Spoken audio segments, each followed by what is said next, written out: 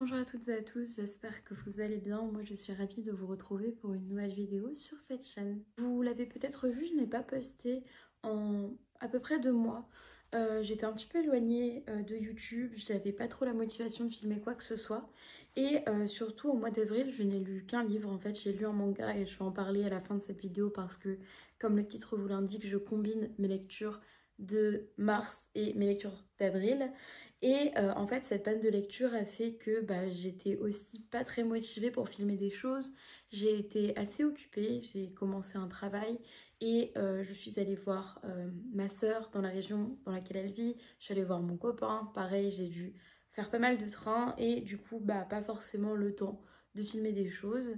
Et j'ai essayé de filmer cette vidéo de mes lectures du coup de mars, mais je ne suis pas trop satisfaite du résultat, donc je reviens seulement maintenant pour faire un petit peu un bilan, un point sur tout ça. Mais du coup, je suis très contente de vous retrouver. J'avoue que certains de ces bouquins dont je vais vous parler aujourd'hui, je les ai lus il y a du coup plus de 2 mois. Et je vais pas être très précise sur tout, puisque au mois de mars en plus, j'ai lu pas mal de choses. Mais j'espère que voilà, cette vidéo vous plaira quand même. Je m'excuse d'avance si je ne suis pas très précise ou si mes arguments ne sont pas très intéressants, mais je ferai mieux pour mes prochaines lectures et donc mes prochaines vidéos de lecture du mois. Je vais pas perdre plus de temps, je vais commencer avec du coup ma première lecture du mois de mars. J'ai lu Entre le chaperon rouge et le loup, c'est fini de Catriona Mazzetti. Alors l'année dernière, j'avais lu le premier tome de cette trilogie, mais en fait, on peut le dire, chaque livre dans un ordre différent, c'est pas très grave. Car j'avais trouvé du coup le premier tome qui s'appelait Entre Dieu et moi c'est fini chez un bouquiniste sur la plage quand j'étais en Bretagne avec mes sœurs. Et pour la petite histoire, j'ai trouvé ça chez un bouquiniste en Bretagne aussi, mais cette fois-ci à Rennes, donc sur la place Sainte-Anne. Vous voyez peut-être si vous connaissez Rennes.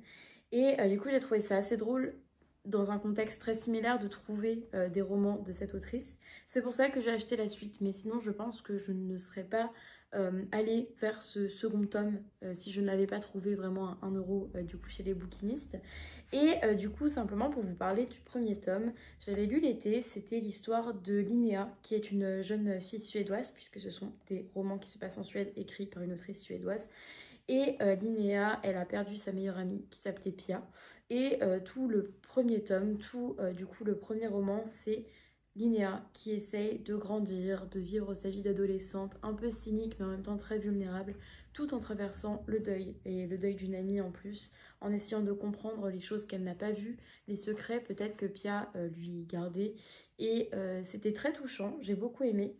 Ça a été écrit, je crois, dans les années 90 et donc je trouvais quand même que le style était un peu daté et c'est aussi quelque chose que j'ai retrouvé dans du coup ce deuxième tome.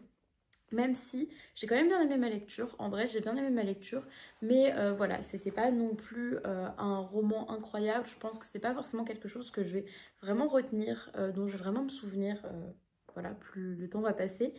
Et j'étais quand même contente de retrouver Linéa parce que, encore une fois, comme je l'ai dit, c'est une jeune fille assez cynique, elle a vraiment un ton à elle. J'aime beaucoup sa voix et je trouve que l'autrice, elle a vraiment bien réussi à écrire le point de vue d'une jeune fille, même si, encore une fois, voilà, un peu daté et parfois les dialogues ou les expressions utilisées sont un peu tirées par les cheveux. Moi, j'ai du mal avec les narrations qui essayent de reproduire le style oral, notamment des adolescents parce que très vite, encore une fois, c'est daté, je n'arrête pas de me répéter, mais surtout, c'est déplaisant à lire. Et je ne sais pas comment expliquer, c'est que à la fois, je n'aime pas ce qui est trop écrit, ce qui est trop littéraire quand on essaye de faire parler des ados, et en même temps, c'est aussi un vrai piège parce que ça peut un peu être cringe, un peu être mal fait ou embarrassant. Et là, j'ai trouvé que ça allait. Mais voilà, je sais pas trop quoi vous dire de plus. J'ai bien aimé ma lecture, ça se lit vite. Il y a des moments un petit peu tristes quand même si on n'est plus dans le deuil. C'était surtout drôle parce qu'on voit cette jeune fille qui essaye de vivre ses premières fois, donc toutes ses premières fois, qui essaye vraiment de partir à l'aventure, mais à travers un concours de circonstances vraiment idiote et vraiment aléatoire. Donc il y a quand même de l'humour, mais en même temps, je trouvais que sans l'aspect du deuil qui était exploré dans le premier tome, cette histoire en soi, j'ai pas grand chose à en retenir, il n'y a pas grand chose qui a capté mon attention. Et c'est pas grave, c'était quand même bien. Je ne pense pas me procurer le 3e tome, sauf si je le trouve au hasard chez un bouquiniste en Bretagne, ou chez un bouquiniste tout court hein, d'ailleurs. Mais c'est une série chouette. Je vous conseille le 1er tome. Le 2e, vous pouvez peut-être passer à autre chose, sur une autre lecture, sur quelque chose d'autre. Je pense qu'il y a d'autres romans ados, young adult, peut-être plus intéressants. Et cela dit, si vous êtes vous-même adolescent ou si vous avez des proches adolescents et vous avez envie de leur offrir un texte à la fois beau, touchant, intelligent, mais quand même drôle et qui se lit bien, Entre Dieu et moi c'est fini, je vous le conseille, celui-ci, moins. Depuis le début de l'année, je vous parle de mon avancée dans un manga qui s'appelle Kowloon Generic Romance de Jun Mayuzuki. Et j'ai lu les tomes 6 et 7, du coup, au mois de mars, pareil, il y a quasi 2 mois. Et je vais pas trop me répéter parce que si vous avez vu mes vidéos précédentes, vous allez être lassés que je répète encore et encore ce dont il s'agit à travers mes vidéos. Je vais juste en dire quelques mots très rapides. C'est une romance qui se passe à Kowloon, qui est une citadelle qui a été détruite dans les années 90, mais c'est un peu une uchronie puisque là, la citadelle n'a pas été détruite. Et c'est entre deux personnages qui sont tous les deux agents immobiliers dans la même agence immobilière, sauf que très vite en fait on part dans un trip un peu science-fiction. Il y a des histoires de clonage et c'est chouette, c'est une histoire sympa et même si de base la romance je la trouvais mignonne, j'avoue que j'ai surtout moi été captée par cet aspect science-fiction et surtout les questions d'identité que ça soulève. J'ai beaucoup aimé les tomes 4 et 5 que j'avais lus du coup en février, mais là j'avoue que j'étais un peu déçue par cela parce que l'action elle ralentit. Il se passe pas grand chose, ils sont plus courts aussi je crois ces tomes-ci et j'ai vraiment l'impression d'être dans des tomes un peu filler avant la suite, avant les reveals d'après.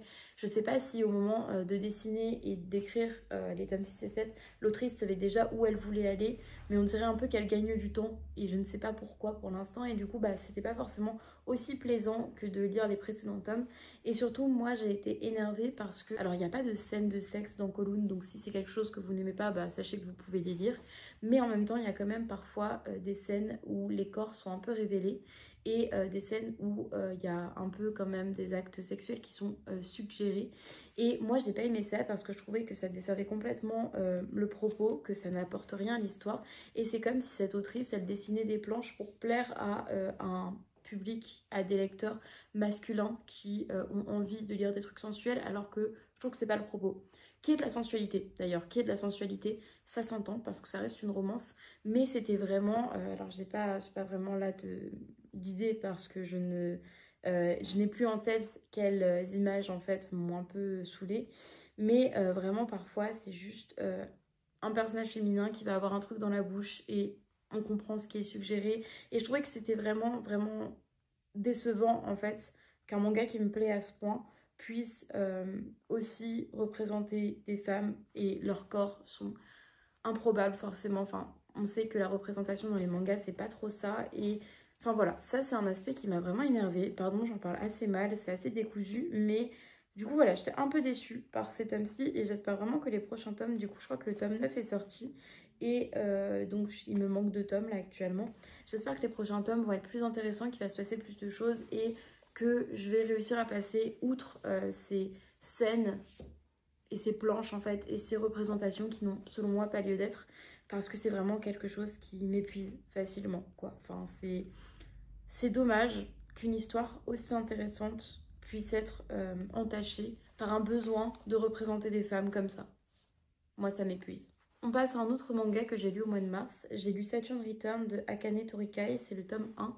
Et c'était assez particulier, donc on suit une autrice qui n'a pas écrit depuis quelques temps, qui a eu un roman à succès il y a 5 ou 10 ans, je ne sais plus, mais qui a le syndrome de la page blanche et qui vit avec un homme.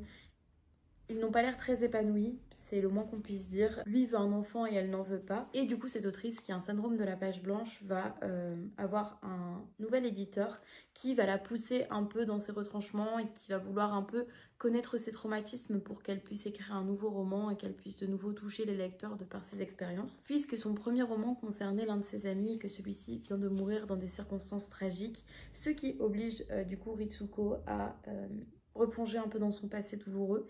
Et en fait, c'est un manga tout en silence, on voit beaucoup les visages des personnages et on comprend qu'il y a des sujets très graves et lourds qui se cachent derrière leurs traits et qu'on va les découvrir à travers les tomes. Et du coup, j'ai trouvé que c'était assez lourd parce qu'il y a pas mal de trigger warning. J'essaierai de vous mettre ça en barre d'infos, mais sinon, renseignez-vous si jamais j'oublie. J'ai trouvé ça, ouais, assez lourd, mais en même temps beau. Et moi, tout l'aspect personnage principal, qui est une autrice qui a le syndrome de la page blanche, c'est ce qui m'a fait acheter le manga dans tous les cas. Et c'est aussi des dessins très beaux. J'adore les couvertures. Il y a un aspect très cinématographique. Alors, pas forcément dans ce tome-là, mais dans les autres tomes, il y avait beaucoup de montage en fait sur les couvertures. Et bref, les dessins sont très beaux. C'est à plein de moments assez lourd.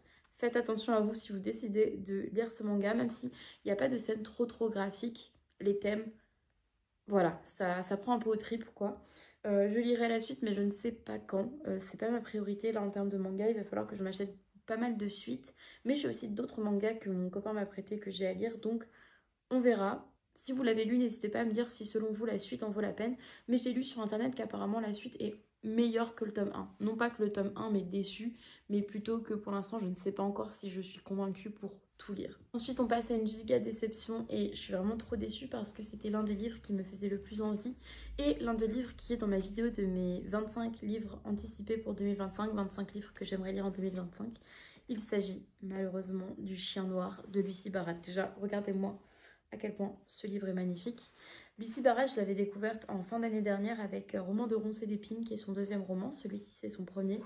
Et Roman de Ronces et d'Épines avait fini dans ma vidéo de mes meilleures lectures de 2024 parce que j'avais adoré ce conte gothique de deux sœurs qui grandissent dans une forêt un peu reculée. Et là, en fait, Le Chien Noir, c'est une réécriture de Barbe Bleue.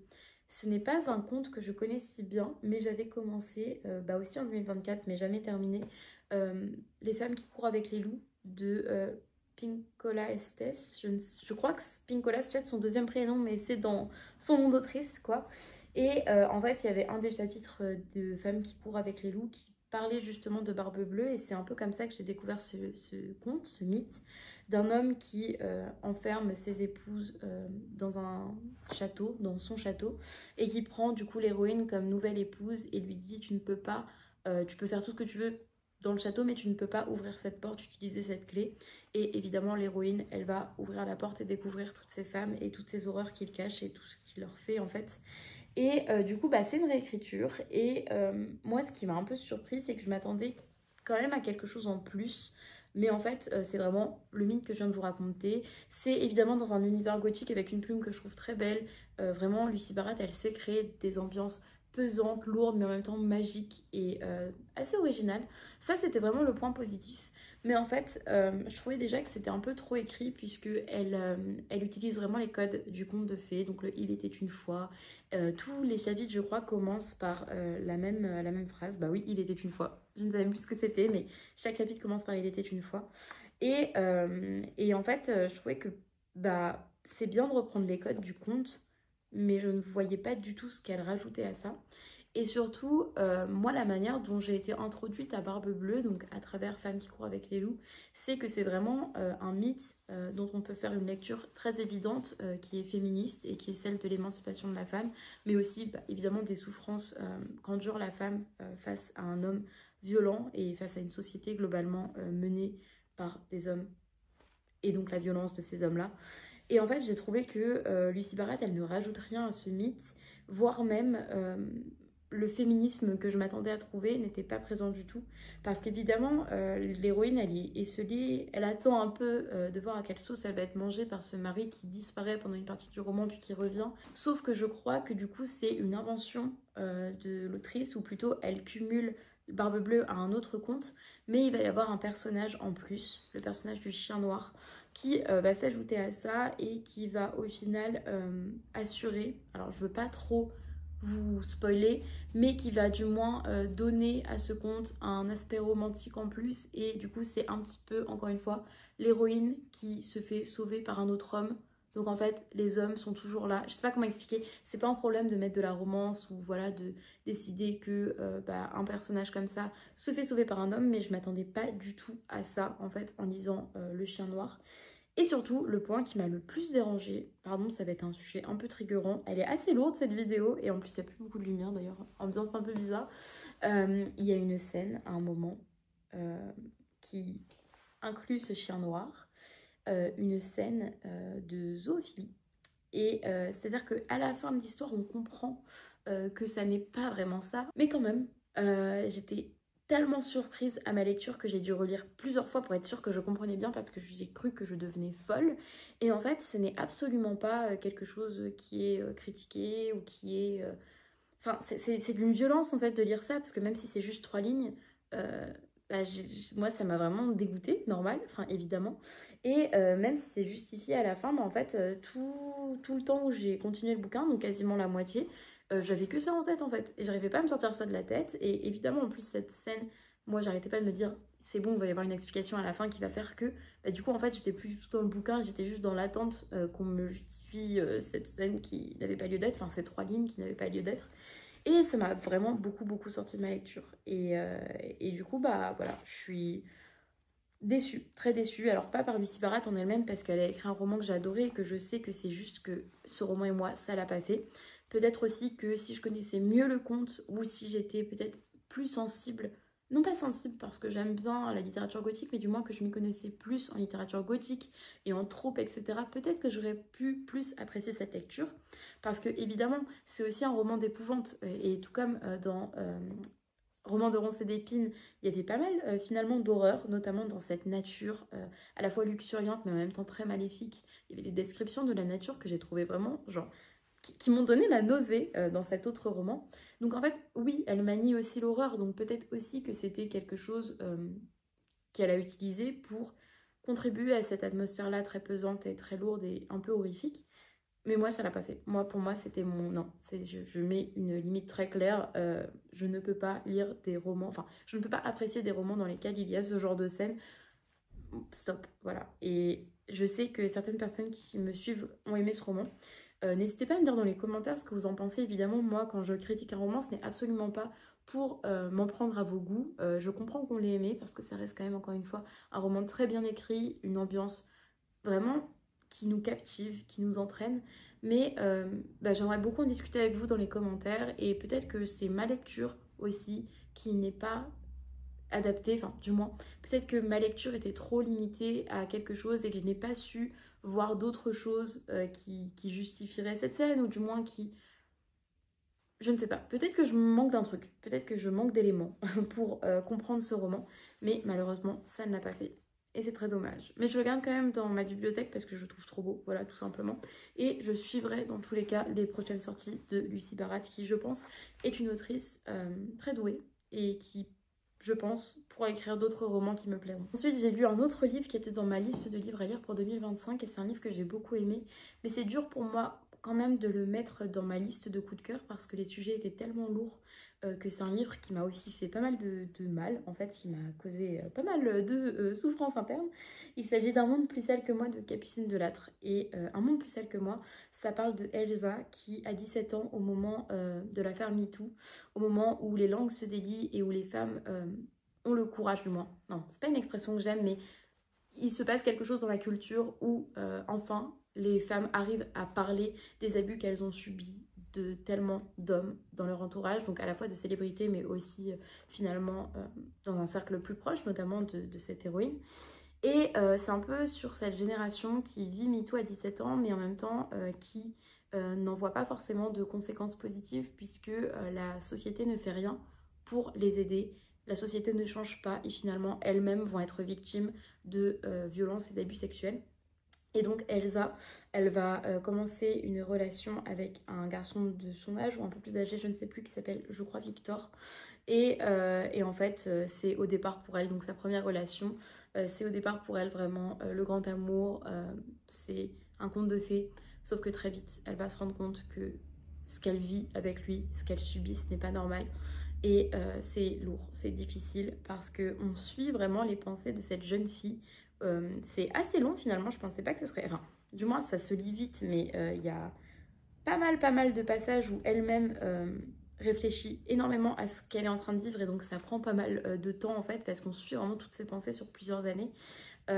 J'ai perdu le début de ma phrase, mais du coup on suit voilà ses réflexions au fur et à mesure où elle se rend compte, elle ouvre les yeux et comment prendre la parole, comment évoquer ça avec son partenaire, faut-il le faire, est-ce qu'il faut en parler, est-ce qu'il faut attendre, pareil, une fois que c'est terminé, que faut-il faire, est-ce qu'on en parle à ses amis, est-ce qu'on part en croisade et on essaye de faire entendre sa voix, les difficultés de la plainte, alors pas forcément pour Elsa, mais aussi pour les personnages féminins qui l'entourent.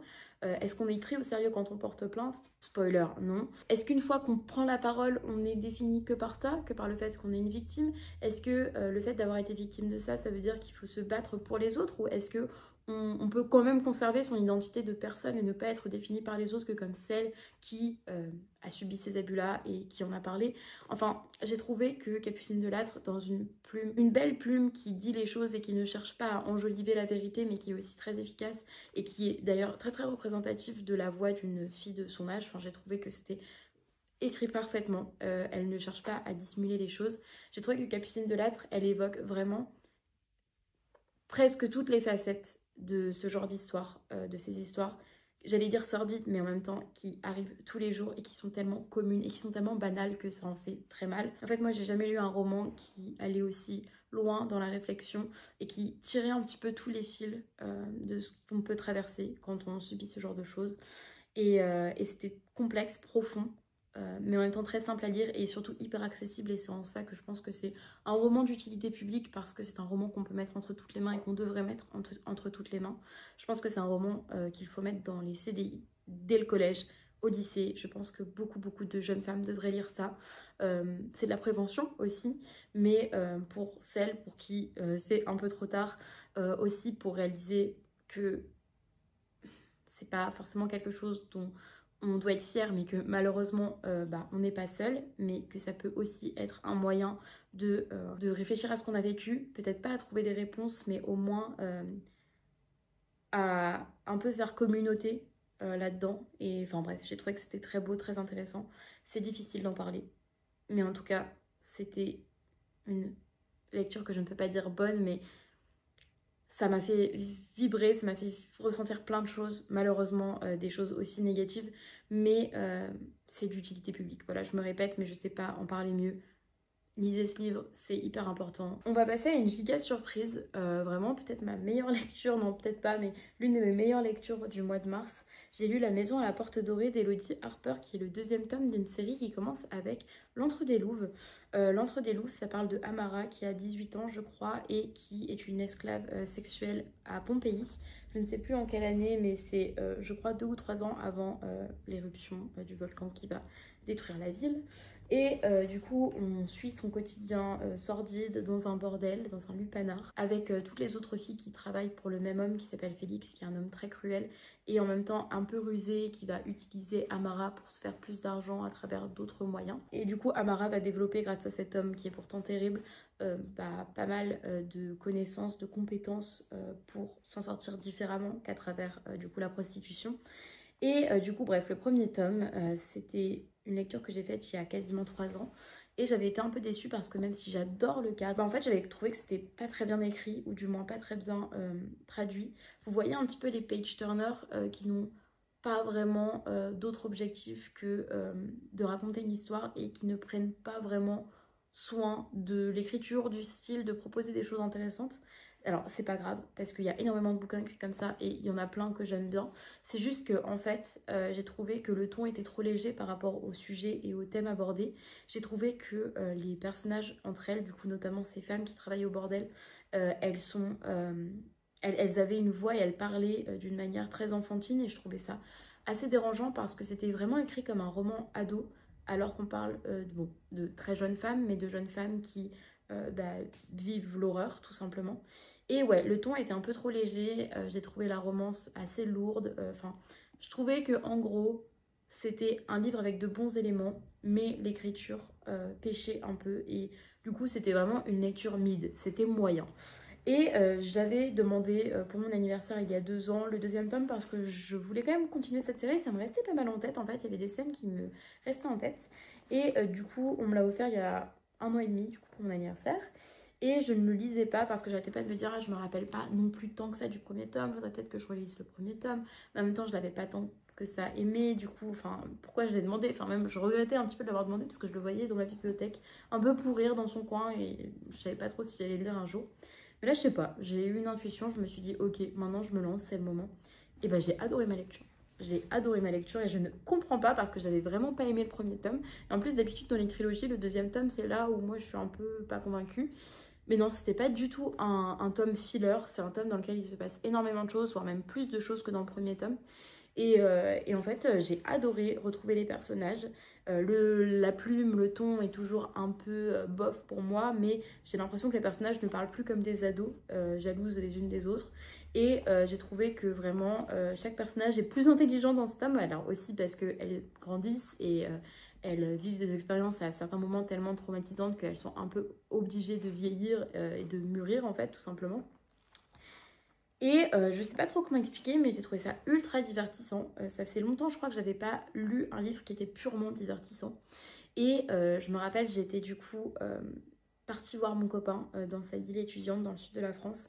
Et je passais tout mon temps à lire ça. Je me réveillais, je prenais le bouquin, j'avançais, je lisais plusieurs heures, je lisais 100 pages d'un coup. Enfin, j'étais vraiment, vraiment à fond là-dessus. Je voulais savoir ce qui se passait ensuite. Comme je l'ai dit, beaucoup de rebondissements, beaucoup de personnages aussi, mais on est aussi introduit à de nouveaux personnages. Enfin, j'ai vraiment aimé cette lecture. Elle m'a beaucoup divertie. Effectivement, je vois encore les défauts que je lui trouvais dans le premier tome, mais en fait, je pense que le rythme est tellement bon et le cadre me plaît tellement que ça y est, je suis conquise, je suis vraiment séduite par cette lecture.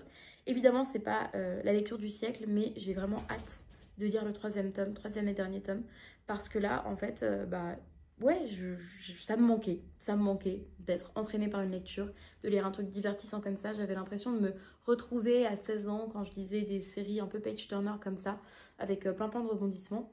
Et quand même, alors je ne sais pas si historiquement c'est hyper fiable, mais j'ai appris des choses sur le fonctionnement de la société aussi, du coup, dans l'Empire romain. Un cadre que j'aime beaucoup, parce que mon Empire romain, c'est l'Empire romain. Je pense très souvent à l'Empire romain. Donc bref, très contente. Je ne sais pas si je le conseille, ou du moins si je conseille l'Entre des Louvres, parce que ça dépend vraiment de ce que vous aimez en termes de livres. Si vous aimez les bouquins immersifs, divertissants, mais en même temps quand même avec des sujets, voilà, c'est pas non plus... c'est pas hyper rigolo hein, à suivre, franchement je vous conseille. Après si c'est pas une époque, des thèmes qui vous intéressent, et si vous êtes vraiment très sensible à l'écriture, c'est pas non plus hyper mal écrit, c'est juste, voilà, c'est pas intéressant, on va dire, en termes d'écriture. Mais sinon, je vous le conseille. Ensuite, j'ai lu Sortir au jour d'Amandine D que j'avais acheté en janvier parce que j'avais envie d'acheter plusieurs livres de poche et c'était pas cher, et voilà. Et Sortir au jour, j'en ai parlé plusieurs fois sur cette chaîne en disant que j'avais envie de le lire ou en vous le présentant dans une vidéo de book haul. Et à chaque fois, je me trompais, je disais n'importe quoi. Donc, c'est l'histoire de la rencontre entre l'autrice et non pas une libraire. Elle se rencontre juste dans une librairie. L'autrice est une thanatopractrice. J'ai du mal à dire ce mot, donc je vais pas le dire beaucoup de fois.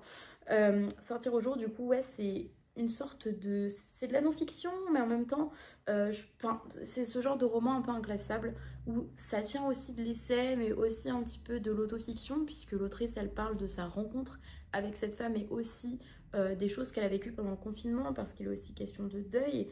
Et en même temps, en fait, les chapitres qui sont dédiés aux paroles de la thanatopractrice, j'ai réussi. C'est quand même l'autrice qui reprend la discussion qu'elle a eue avec elle, mais qui quand même écrit à partir de ce qu'elle a entendu. Et en fait, c'est un livre qui fait le lien entre le travail d'écriture, le deuil et ce métier tellement fascinant qui consiste vraiment du coup à honorer les morts, à les préparer avant les enterrements, avant les cérémonies, du coup après leur mort. C'est un métier qui me fascine un peu. J'avoue que je suis pas non plus quelqu'un qui va trop me renseigner là-dessus parce que c'est trop morbide pour moi, même si c'est un métier que je trouve hyper important et d'une grande beauté et d'une importance primordiale dans la société. Et c'est vraiment un peu ces personnes de l'ombre qui tiennent la société, mais on s'en rend pas compte et on n'y pense pas forcément tous les jours. Mais j'ai trouvé le texte hyper percutant. Le seul problème, c'est que je me rappelle le lire, pleurer, mais je l'ai lu en 1 heure. Et je me rappelle aussi aller voir mon copain et lui dire c'était trop bien, c'était génial, j'ai lu un livre génial. En fait, justement, je l'ai lu en 1 heure, ça commence à remonter un peu. Et c'est typiquement le genre de texte que j'adore, mais que j'oublie hyper facilement. Et ça me dérange parce que j'aimerais vous en dire plus, vous dire exactement ce que j'ai aimé. Et c'est un peu quelque chose dont je veux parler sur cette chaîne prochainement. Peut-être que j'en parlerai dans un vlog. Mais ces derniers mois, ces derniers temps, ces dernières années, ma manière de lire des livres a peut-être été un petit peu influencée par le fait que j'étais sur Booktube et que même si je ne me mets pas la pression pour lire le plus possible en un mois, le fait d'être sur Booktube, ça fait que je me disais quand même « Ah, ce serait bien si j'arrive à lire 8 livres, 9 livres, 10 livres ». Parce que je pense aussi au fait que je vous ai promis une vidéo en fin d'année où je fais la liste des livres que j'ai lus et notamment si j'ai lu les 25 livres que j'ai mis sur ma liste, etc. Enfin, je me mets un petit peu ces challenges toute seule qui parfois me mettent plus la pression qu'autre chose et quand je finis par lire beaucoup de livres en un mois comme au mois de mars, bah en fait, des fois, je réalise après avoir terminé un livre que j'étais pas complètement présente. Alors, ce n'est pas que Booktube, je pense que je suis quelqu'un qui dissocie beaucoup pour plein de raisons. Après, c'est aussi normal, hein, on est beaucoup parfois à dissocier quand on lit, avoir besoin de relire des passages avant parce qu'on se rend compte que ça fait 20 minutes qu'on lit et qu'on tourne les pages, mais qu'on n'est pas présent avec le texte. Mais du coup, j'ai un peu l'impression que mon attention, elle a baissé ces derniers temps, notamment avec la lecture. Et ça m'a un peu déplu de me rendre compte de ça parce que ça reste ma passion, hein. Évidemment, je ne fais pas semblant d'aimer les livres que je lis les livres que je vous présente, je lis toujours tout. Mais du coup, ça m'a dérangée. Et c'est pour ça que ces derniers temps, je lis beaucoup plus doucement parce que je prête plus attention à ce que je lis et ça m'aide beaucoup. Et d'ailleurs, je prends aussi des notes maintenant sur ce que je lis. C'est pas ce que j'ai fait du coup dans les livres que je vous présente aujourd'hui, mais c'est ce que je fais maintenant et c'est pour ça que je pense que mes prochaines vidéos seront peut-être plus intéressantes parce que j'aurai plus de choses concrètes à vous dire sur ce que je lis. Et moi-même, en fait, je crois que j'ai vraiment besoin de prendre le temps. Et c'est quelque chose que j'ai pas trop fait en début d'année. Et en ce moment, ça me fait un bien fou. Donc voilà, je ferme la parenthèse. Tout ça pour vous dire que sortir au jour, ça m'a vraiment plu.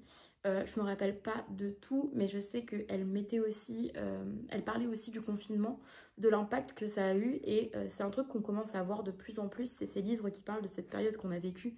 Et en vrai, j'y repensé un peu tout à l'heure parce que je regardais une vidéo qui en parlait. Mais c'est un peu drôle la manière dont on a tous repris nos vies. Et on fonctionne un peu, entre guillemets, comme avant.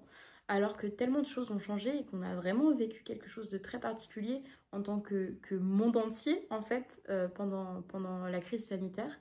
Et du coup, c'est intéressant aussi de lire des livres qui en parlent. Je sais que certaines personnes ne sont pas prêtes à lire là-dessus. Il y a des personnes pour qui c'est trop stressant ou à qui ça rappelle des très mauvais souvenirs. Et je l'entends totalement. Moi, j'ai perdu ma mère pendant le premier confinement, donc c'est pas forcément les meilleurs souvenirs de ma vie. Mais en tout cas, voilà, je trouve que c'était très intéressant. Et encore une fois, un beau texte aussi sur le deuil et sur l'écriture. En fait, ça mélangeait énormément de choses que j'aime parce que si vous me suivez sur cette chaîne, vous savez que c'est des thèmes que j'adore, que j'aime découvrir dans l'art et dans la littérature. Et donc, voilà, j'ai beaucoup aimé. Malheureusement, je peux pas trop vous en dire plus. Après, comme c'est un court texte, c'est normal que je puisse pas en dire autant qu'un livre de 500 pages, par exemple. En parlant de très courts textes dont j'ai pas grand chose à dire, j'ai lu les journées de lecture de Marcel Proust que j'avais étudié un peu à la fac et j'ai aimé ma lecture. C'est très court, donc en vrai je vais passer très rapidement. En fait, au début du texte, et c'est d'ailleurs le passage qui m'a marqué le plus, Proust raconte un souvenir d'enfance. Ça étonne qui, pendant lequel en fait il lisait un livre et il se rappelle même pas tant que ça, il nous parle même pas tant que ça du livre qu'il lisait, mais il nous parle de tous ces moments qu'il passait à lire ce livre. Donc d'abord dans la salle à manger, il avait refusé d'aller se promener avec sa famille pour pouvoir continuer son livre, puis c'est l'heure de manger et sa grand-mère ou sa grande-tante arrive et lui dit bah ferme ton livre, viens mettre la table ou mets-toi à table, je ne sais plus. Et du coup ça l'énerve parce qu'il doit fermer son livre. Et il y a aussi ce moment où il lit dans sa chambre ce livre et en fait comme ce souvenir l'a vraiment marqué, il se rappelle de la lumière sur l'église à travers la fenêtre et il se rappelle de choses dans sa chambre, etc. Et en fait, ce que cette petite histoire nous raconte au début, c'est que parfois on est moins marqué par les livres que par les moments auxquels on les a lus et la manière dont en fait un livre, une histoire peut nous accompagner et même nous façonner en tant que personne. Et c'est du coup un essai sur le pouvoir de la littérature, sur la manière dont en fait un livre nous instruit, mais en même temps on apprend à se connaître aussi à travers un livre et on apprend à se lire soi-même. Et c'est grosso modo la thèse de Proust. Après il évoque d'autres points, mais j'avoue que tout ne m'est pas resté en tête. Ça reste court, donc il n'y a pas non plus énormément d'arguments là-dessus. Mais j'ai trouvé ça beau et ça m'a donné envie de lire Proust. J'avais commencé le premier tome de la recherche quand j'étais... Non, l'été avant de rentrer en prépa parce que j'allais devoir l'étudier. Finalement, je ne l'ai pas étudié parce que j'ai arrêté la prépa. Mais j'aimais beaucoup le style et j'aimais beaucoup Proust. Simplement, bah, c'était long et j'avais envie de lire autre chose, donc je l'ai jamais terminé. Mais ça m'a redonné envie quand même de me plonger dans l'œuvre de ce grand auteur. Et ouais, bah voilà. Je vais peut-être finir un jour par lire Proust. Après, c'est pas prévu prochainement, désolée. Mais c'était très bien. Et si vous voulez découvrir un petit peu l'auteur et son style sans forcément commencer la recherche, ça se lit quand même assez bien. Même si c'est évidemment Proust, donc de très bonnes phrases. Franchement, il a un style que j'adore, donc trop cool. Une autre excellente surprise, j'ai lu le Colonel Chabert d'Honoré de Balzac que j'ai acheté justement dans la ville de mon copain parce que j'avais plus rien à lire et c'est bien la première fois, parce que généralement quand je vais quelque part je prends 5 bouquins. C'est bien la première fois en fait que je me retrouve à sec en termes de livres parce que j'ai toujours trop de livres sur moi. Et donc j'ai acheté ça du coup d'occasion. Et moi je pensais que le Colonel Chabert c'était un court roman, mais en fait non, c'est une nouvelle, enfin... Je pensais que c'était un roman, voilà, je pensais que ça c'était au moins 200 pages, mais en fait pas du tout. Et du coup c'est une nouvelle qui commence du coup chez des clercs, donc dans une étude avec des clercs, qui voit arriver un homme dans un manteau, il est vraiment mal en point, on découvre après qu'il a une grosse cicatrice sur le crâne, etc. Et en fait il s'agit d'un homme qui dit être le colonel Chabert, qui est censé être mort pendant une bataille napoléonienne. Et forcément bah, du coup les clercs sont un peu stupéfaits, ils ne vont pas le croire et vont vraiment se dire que c'est juste un miséreux qui vient là et qui prétend être un autre. Et en fait, finalement, il va rencontrer un autre clerc. Alors, je ne sais pas si c'est un clerc, son titre aussi, c'est un petit peu le chef de ces clercs-là, de cette étude, à qui il va raconter son histoire. Et en fait, c'est un homme qui est revenu de la mort, littéralement, qui était très très blessé sur le champ de bataille et qu'on a voulu enterrer, qu'on a voulu en fait mettre avec les autres cadavres, mais il s'est réveillé à temps, sauf qu'en fait tout le monde était déjà parti et il a dû un peu traverser l'Europe pour revenir en France et depuis il essaye de retrouver son titre et sa fortune, sauf qu'il est déclaré mort. Sa femme s'est remariée et en fait c'est cette histoire de fou qu'il raconte à cet homme et l'autre homme en échange va essayer de faire en sorte qu'il recouvre un peu sa vie, sa fortune d'avant et j'ai trouvé ça passionnant. Balzac, je l'avais lu dans une autre nouvelle dont j'ai oublié le titre, La fille aux yeux d'or. C'était La fille aux yeux d'or. Et je l'ai aussi étudié en cours, des extraits de ses romans, mais je n'ai jamais lu de vrais romans de Balzac jusqu'au bout. Et bah, du coup, Balzac, on sait qu'il aime aussi les longues descriptions. Il aime vraiment nous peindre tout un tableau et vraiment décrire la moindre chose, en fait, le moindre motif sur la porte, la matière de la porte, le nom du charpentier qui a fait les poutres, enfin bref, c'est vraiment un auteur qui aime son univers et qui va y donner énormément de détails et c'est quelque chose que je trouve très beau parce qu'il écrit très bien, mais qui en même temps peut rendre parfois certains extraits que j'ai pu lire assez peu fluides, quoique, parce que là du coup j'ai lu ça et c'est toujours son style habituel, mais comme c'est une nouvelle, j'ai trouvé ça tellement fluide et j'étais tellement surprise parce que ça a un peu déconstruit toutes les opinions que j'avais peut-être fausses sur Balzac et sur sa manière d'écrire. Et bah, du coup en fait c'est une porte d'entrée géniale pour Balzac et ça fait des années que mon père me dit de lire le Colonel Chabert pour me mettre à Balzac parce que lui aime beaucoup Balzac et je suis trop contente de l'avoir fait. J'en ai discuté avec des amis qui l'ont lu au lycée et bah, du coup si vous ne l'avez jamais lu et que vous voulez découvrir cet auteur, je vous conseille ça. Ça rentre peut-être dans ma liste de 25 livres à lire pour 2025 parce que j'avais dit que je voulais lire le Père Goriot, mais que si j'ai pas le temps, si je lis un Balzac, donc par exemple le Colonel Chabert, ça comptait. Donc peut-être que ça y sera. Mais en vrai, je ne sais pas si j'aurai le temps, mais j'ai bien envie de lire du coup du Balzac et cette fois-ci passer à un roman parce que j'ai adoré ma lecture. C'était vraiment intéressant, il y avait plein d'actions en fait et j'ai trouvé ça, enfin plein d'actions. La manière dont c'était raconté et le fait qu'il raconte, bah voilà, le fait qu'il revienne d'entre les morts, c'était vraiment un récit d'aventure et j'ai trouvé ça trop chouette. Enfin bref, du coup, le Colonel Chabert, très bonne lecture, très contente de l'avoir lu. Et du coup, on est toujours dans ma liste de 25 livres à lire, j'ai lu L'étranger de Camus. Pareil, je l'ai acheté un peu par hasard chez un bouquiniste parce que bah, je n'avais plus rien à lire. Et je me suis lancée sans savoir de quoi ça parlait parce que non seulement je ne l'ai ni lu ni étudié au lycée, mais en plus de ça, je ne savais pas du tout à quoi m'attendre à part cette première phrase très fameuse que tout le monde connaît. Dans L'étranger, on suit un personnage qui vient de perdre sa mère, qu'on va suivre du coup dans cette cérémonie, du coup cet enterrement, puisque sa mère était placée dans une maison de retraite en fait, dans un hospice. Et on suit ce personnage qui vit une vie sans être vraiment très acteur de ce qui se passe autour de lui. Il subit, enfin subir c'est même pas ça parce que il n'a même pas d'émotion ou de pensée négative par rapport à tout ce qui lui arrive, mais il laisse la vie se faire et il est hyper passif. Et en fait, c'est un roman sur l'absurdité de l'existence humaine, puisque il va finir par se retrouver dans une situation terrible. Il va tuer un homme et on va suivre son procès et le fait que tant de personnes essayent de le faire réagir, de comprendre ce qui se passe dans sa tête, qu'il l'interroge aussi, notamment sur la mort de sa mère, pour essayer voilà, de susciter chez lui des émotions, pour qu'il ne soit pas ce monstre de froideur que les autres voient en lui. Et en fait, c'est un personnage qui est humain, mais qui est complètement étranger aux autres et qui fait peur aux autres de par ce qui semble être une insensibilité totale. Et enfin vraiment, il est hermétique au monde autour de lui. Mais en fait, pas tellement. Et c'est ça qui est très beau et très bien fait dans ce roman. Ça se lit très bien. Le style, il est hyper dépouillé, épuré. Je pense que beaucoup ont dû le lire, donc je pense que vous savez de quoi je parle. Et je m'attendais pas en fait à autant aimer ma lecture parce qu'en fait j'étais juste fascinée par ce personnage et fascinée par les réactions que j'attendais de lui, tout comme les autres personnages. Et la scène finale est très belle. Alors je ne vous spoile pas évidemment. Comment en parler sans spoiler pour ceux qui aimeraient lire l'étranger?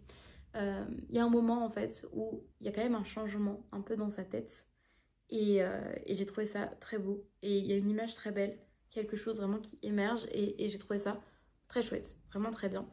J'ai l'impression de mal en parler, j'ai toujours cette pression de parler des classiques. Et d'ailleurs, le livre qui suit, ça va être un peu la même chose, je vais avoir du mal à en parler. Mais très très contente d'avoir enfin découvert Camus, j'ai envie de lire plus de bouquins de Camus. Donc si vous avez des choses à me conseiller, n'hésitez pas. Et voilà, j'ai pas grand chose d'autre à en dire, c'était assez court mais j'ai beaucoup aimé l'étranger. J'ai tellement détesté ma prochaine lecture, qui est ma dernière lecture du mois de mars, que je ne sais même pas ce que j'ai fait du livre. Et vous savez quoi, c'est une très bonne nouvelle parce que je ne veux pas voir ce livre dans la bibliothèque. J'ai lu Nadja de Breton. Si c'est un livre que vous aimez, je suis désolée pour ce qui va suivre. Je vais préfacer ça en disant que j'ai presque rien compris. Non, j'ai quand même compris ce qui se passait, mais que j'ai trouvé le style tellement alambiqué, compliqué pour rien. Alors, je n'ai pas lu le manifeste du surréalisme, mais je m'y connais un petit peu en surréalisme. Et je trouve que ça ne justifie pas le fait d'être aussi tordu et aussi imbu de soi-même. Mais du coup, le style était très compliqué, donc il y a plein de passages que je n'ai pas compris et surtout de passages qui ne m'intéressaient pas. Puisque on suit du coup Breton qui va nous parler de sa rencontre avec une jeune femme qui s'appelle Nadja, avec qui il va sortir, c'est-à-dire faire des sorties dans Paris pendant quelques temps avant de l'abandonner globalement, la laisser un peu sombrer dans ses propres circonstances difficiles. Et c'est un livre qui se regarde lui-même, c'est une écriture qui se contemple. On sent que Breton, après chaque phrase alambiquée, il se lit et il se dit oh, je suis merveilleux. Sauf qu'en fait, c'est juste une œuvre qu'il a fait pour se flatter lui-même de son intelligence, du fait qu'il appartient à ces cercles littéraires dont il est aussi un petit peu le chef de file. Il n'arrête pas de parler de ses connaissances dans le monde de l'art et il parle de cette femme qui l'objectivise beaucoup parce que, alors certes, c'est pas non plus une violence très... comment expliquer, très assumée, on va dire. Il n'a pas des propos non plus hyper durs face à elle ou en parlant d'elle.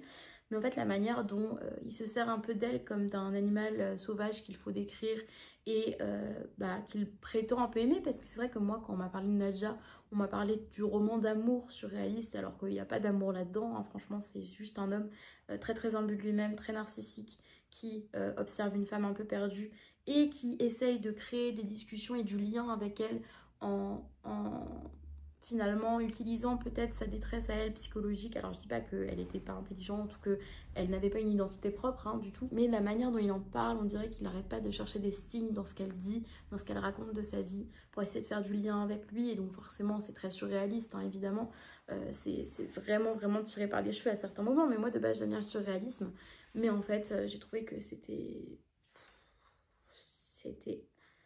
à bien des égards incompréhensible, mais pas incompréhensible, je suis bête. Alors, je ne prétends pas du tout être capable de lire des plumes si compliquées, et je sais très bien qu'il y a plein de choses que je n'ai pas dû saisir, et plein de subtilités que je n'ai pas dû comprendre, oui, assimiler.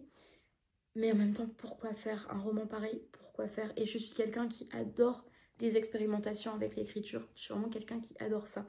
Mais là, c'était tellement... ouais, suffisant et méprisant pour toutes ces personnes qui ne peuvent pas comprendre le surréalisme. Que on dirait que je suis touchée dans mon ego, mais c'est plutôt qu'en fait, je ne comprends pas pourquoi ce roman est apprécié. Je ne comprends pas pourquoi ce roman est vendu comme un roman d'amour, enfin pas roman d'amour, une histoire d'amour peut-être surréaliste.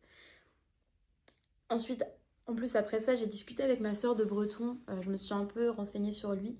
Et en fait, c'est évidemment un monstre de misogynie, d'homophobie, de tout ce que vous voulez. Et ouais, j'ai pas envie de perdre du temps à lire des œuvres comme ça. Je sais que, évidemment, peut-être parce qu'ils sont le fruit de leur époque, je vais parfois lire des livres écrits par des auteurs qui eux-mêmes n'étaient pas forcément les plus grands fans de ces causes-là, des causes des femmes, des causes des personnes homosexuelles, etc. Mais j'essaye quand même d'avoir des lectures le plus diverses qui soient. Et surtout, là, en fait, finalement, en lisant le bouquin, on peut deviner que André Breton est une merde. Et voilà, je n'ai pas envie de m'intéresser à lui. Peut-être que ce que je dis, ça témoigne peut-être de mon manque de culture et je m'en fiche. Parce que c'est mon choix de lectrice de ne pas perdre mon temps avec ce genre de choses. Et voilà, je suis désolée si c'est un livre que vous avez aimé. Et d'ailleurs, en vrai, et je dis pas du tout ça pour créer du débat qui soit houleux, si vous avez aimé ce livre, pitié, dites-moi pourquoi, juste pour que je comprenne. Et peut-être que ça me fasse voir ce livre sous un autre jour. Alors, je ne prétends pas que je vais aimer un jour Nadja d'André Breton, mais plutôt, voilà, pour comprendre aussi ce que je n'ai peut-être pas compris, ou du moins voir ce que d'autres peuvent voir dans ce roman. Il n'y a aucun problème, enfin, si vous aimez ce bouquin, encore une fois, tant mieux. Et si vous l'avez compris, bravo, vous êtes brillant, parce que, enfin, j'ai trouvé ça tellement incompréhensible. Bref. Nadja d'André Breton, je ne sais même pas ce que j'ai fait de mon exemplaire. Je ne veux plus jamais voir ce livre dans ma bibliothèque. J'ai l'impression de parler toute seule dans mon appart depuis 2 heures. On va finir par ma seule lecture du mois d'avril. En avril, j'ai quand même commencé d'autres livres. Et d'ailleurs, je me demande si je ne vais pas vous parler de ce que j'ai commencé aussi.